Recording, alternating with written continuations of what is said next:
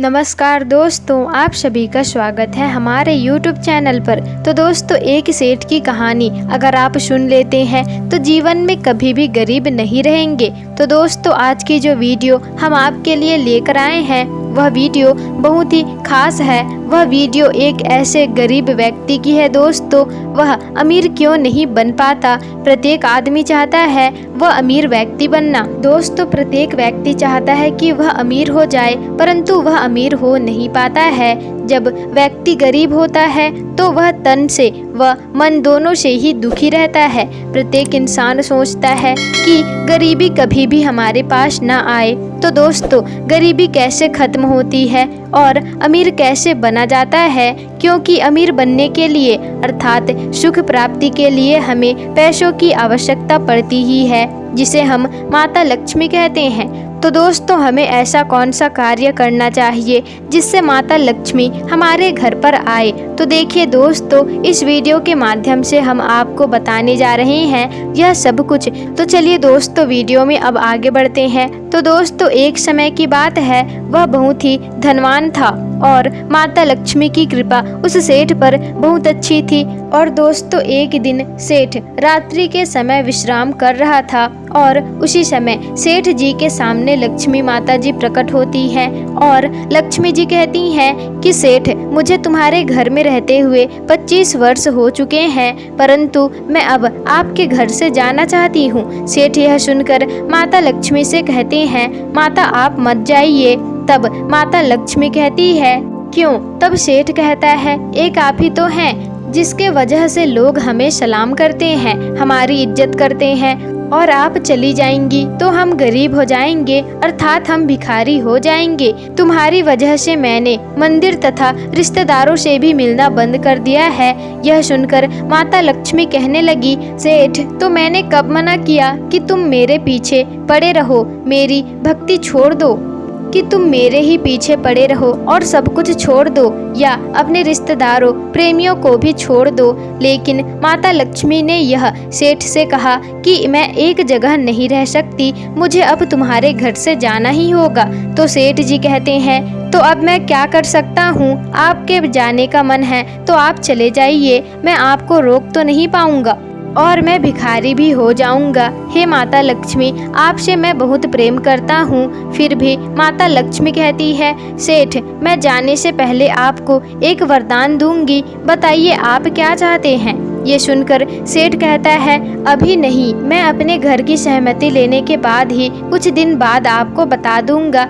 आप मुझे थोड़ा सा समय दीजिए, मुझे थोड़ा समय चाहिए। माता आप कल आना। और सच भी कहा है दोस्तों, जो समझदार लोग होते हैं वे अपना उत्तर घर वालों के विचार विमर्श करने के बाद ही उस कार्य का निर्णय लेते हैं। फिर माता लक्ष्मी चली जाती है। फिर सेठ जी सुबह होते ही अपने 4 बहुओं के पास जाते हैं और उनसे कहते हैं, बेटा, हम भिखारी बनने वाले हैं। फिर उनकी बहुएं कहती हैं कि क्या हो गया पिताश्री? तब वे अपनी और माता लक्ष्मी वाली बात अपनी बहुओं को बताते हैं और ये भी बताते हैं कि माता लक्ष्मी ने एक वरदान देने का मुझे वचन दिया है और मेरी समझ में तो नहीं आ रहा कि मैं कौन सी इच्छा माता लक्ष्मी से मांगू। तभी सेठ ने अपनी बड़ी बहू से पूछा कि बहू, तुम बताओ कि मैं माता लक्ष्मी से क्या मांगू? तब बड़ी बहू कहती है, आप माता लक्ष्मी से सोने चांदी और गहने मांग लीजिए। सेठ बोले, ठीक है। फिर सेठ ने छोटी वाली बहू से पूछा कि मैं माता लक्ष्मी से क्या मांगू? तब वह कहती है, आप यहाँ से सभी स्कूल, कॉलेज और अस्पताल मांग लेना, क्योंकि वहाँ खूब पैसा भी होता है। फिर उससे छोटी वाली बहू से पूछा, तुम्हारा क्या ख्याल है बहू, मैं क्या मांगू?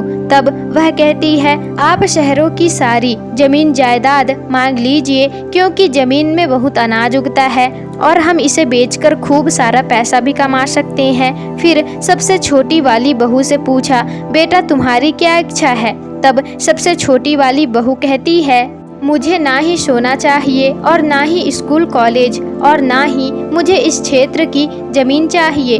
तब सेठ जी कहते हैं कि बेटा, तो तुम्हें क्या चाहिए? तब छोटी वाली बहू कहती है कि यदि आपके पास रात्रि में फिर से माता लक्ष्मी आए तो बस वरदान में यही मांगना कि जब भी हम गरीब हो जाएं तब भी हम बहू बेटों में प्रेम बना रहे। दोस्तों, चारों बहू की बात सुनकर सेठ जी वहां से चले गए और रात्रि होते ही लक्ष्मी माता सेठ जी को दर्शन देती है और लक्ष्मी माता कहती है कि बोलो सेठ, तुम्हारी क्या इच्छा है, मांगो, क्या मांगना चाहते हो।